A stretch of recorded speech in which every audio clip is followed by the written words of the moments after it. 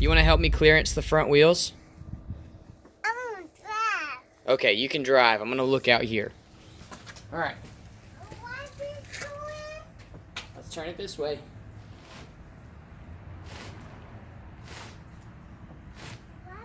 Let me see.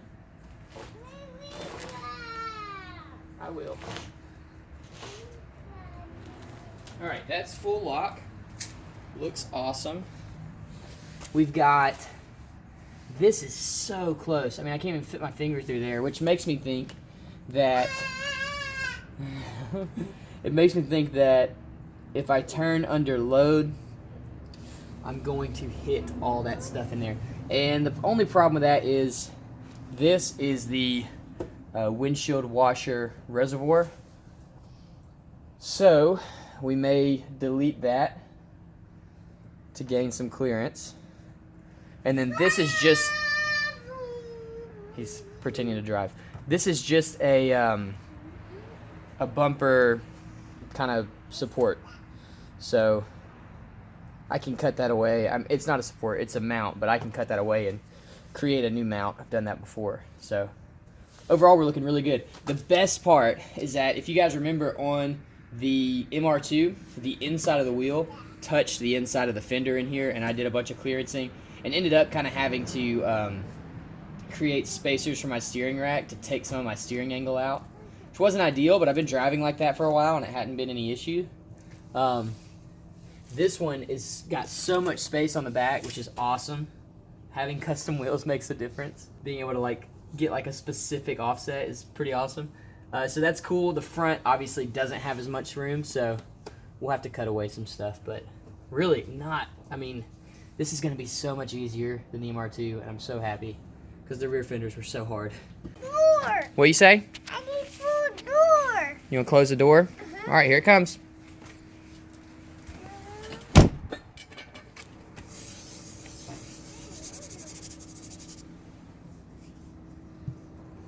You make it the back.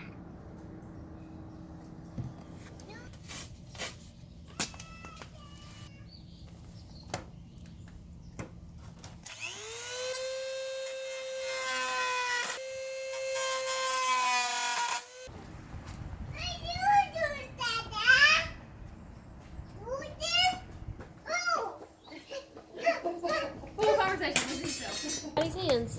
You see him? No. Turn it toward Daddy. There's.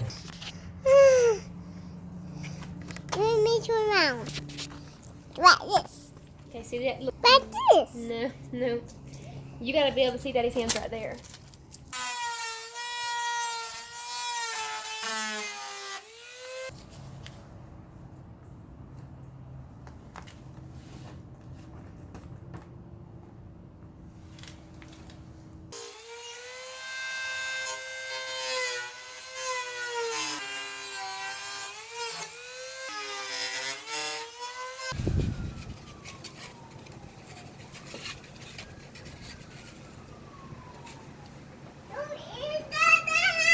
Yeah, I hear it. What is it?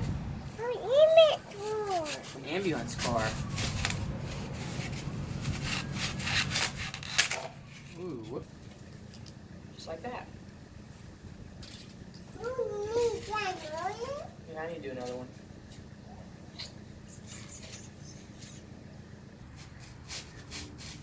Ow. What is it? Hey, I need that block. No. Bring it over here. Dad needs it.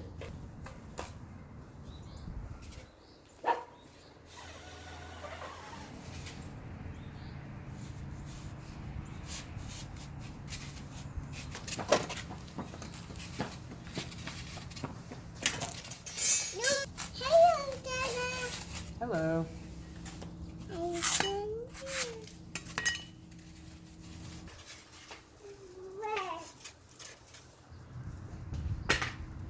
Every now and then you buy a tool that like changes everything for you, and you wonder, why in the world did I never buy that before?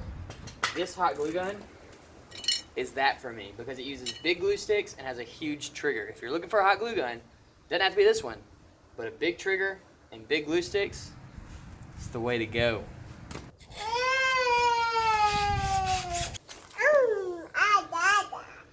This is how you teach your child to make wide body kits at 2 years old. Say wide body. Can you say wide body? I can't ignore it. Oh, okay. That one.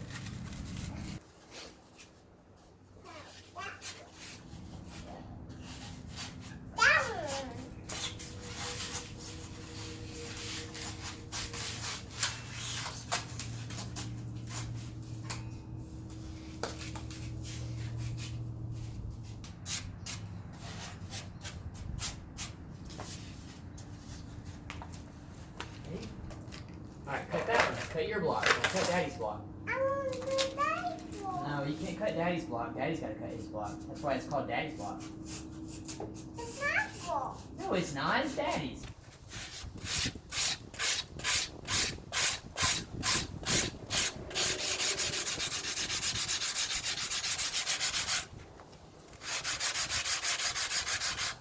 So what I do here, normally if I've got to get something from being out real far down to the body, I'll bevel it and then I will smooth that bevel out until it's a smooth transition.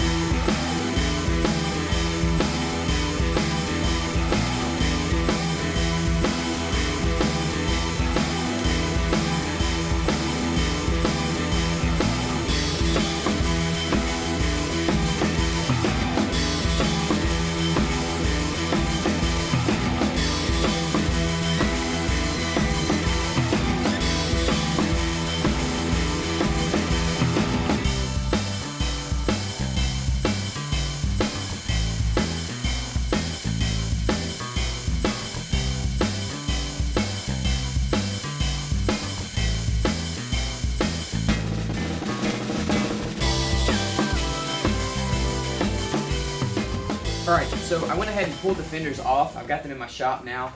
It's super cold outside, so I wanted to try to get out of the wind at least. And they look pretty good. You can see we've extended the fender now, and it feels pretty flat. But they are still pretty weak because I haven't reinforced them from the back. So what I'm going to do now, this is kind of my process that I do with all the parts that I make like this, is I'm going to go back behind them, sand the back, and then put some of that fiberglass filler. It's short strand filler. In there. It'll go in there, that'll reinforce it and fill in any gaps or whatever, and then I can come back to the front, finish body working it out, and that piece will be done. Now I built a flange right here that'll get trimmed to about 1 inch, and what that's going to do is allow me to attach this fender to the piece on the bumper so we can close that gap in. If you don't do that, it's possible that, and really probable, that your fender piece and your bumper piece won't really line up. It'll look really weird and cheap. So this is just going to give me a spot to mount the two together so that it kind of creates one piece and makes a really tight seam. What we're going to do in here is fill in the back with some fiberglass. I may do a little bit more fiberglass filler on the front just to fill in some low spots, and then we'll Bondo it, sand it, and this part will be done. We can move on to the bumper.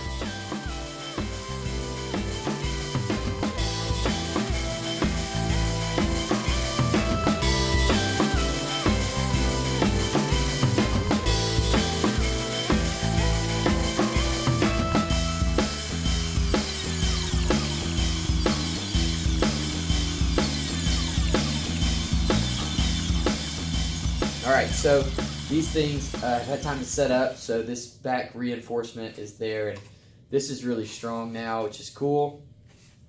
So you can see, as I bend this flange down here, the whole fender is flexing. Same thing up here, the whole fender flexes. So I feel really good about that. I still got kind of a lump in this one, but I'll address that now.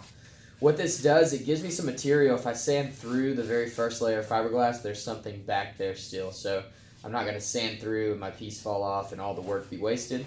So I like having that bit of protection before I really start trying to finish this thing out. And then I'm just going to trim everything out. You can kind of see the shape here that we're going for. I think it's going to look really cool, and it's kind of last phase to finishing these front fenders, so pretty excited about that.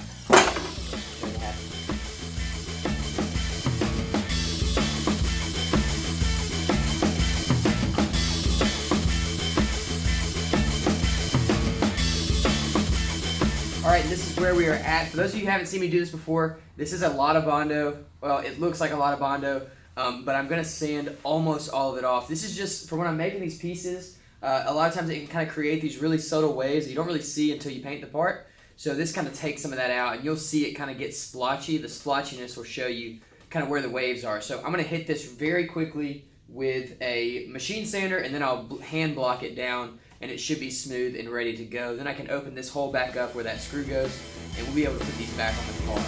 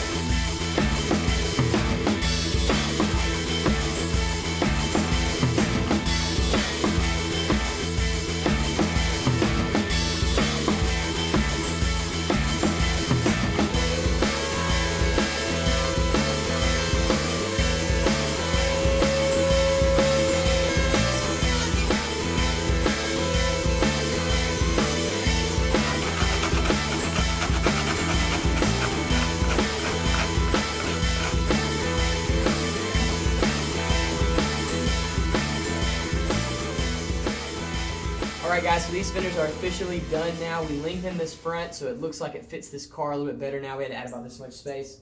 And I really love the way they came out. I finished off some body work on the back as well. I use the term fabricating because I'm going to have to go back and fill little pinholes and sand a little bit more. But I'm not going to do that on camera. I'll do it off camera and show all that to you when I finish up the body work on all of the pieces. So my plan is, now that this is done, I'm going to do the front bumper pieces. Then I'm going to do all the pieces in a black polyester primer, so they'll actually look like body kit pieces like what you would buy from the store. And it should look really, really awesome. Then from there, it's painting the car, painting the kit, putting some stickers on, and rolling out. It's going to be really cool, very exciting. The wheels do seem to fit, so I'm going to finish clearancing those in the next video. And I may go ahead and cut the fenders out as well to the point that I want to cut them out. I hope you guys enjoyed this. If you want to see more videos like this one, I have a full playlist on this build where I did all the fender work. I built the side skirts, I did some rear valances on the back, I did a custom front bumper. We've got custom headlights from Excite Lighting. I did the wheels, I painted the wheels from Forgestar and Wheel Lab. I did suspension from SoloWorks. You can check all of that out in my Audi A4 playlist, so make sure you go check that out. Also, I'm going to start posting every single Sunday, so we will have new videos from Built every Sunday. I'll continue to post during the week as well, but we will definitely have a video every Sunday, so make sure you check back every Sunday to find new videos for this channel. You guys are awesome. Thank you so much for everything you do for this channel, for this community. Leave a comment below and let me know what you think of the new fenders. I'll talk to you soon.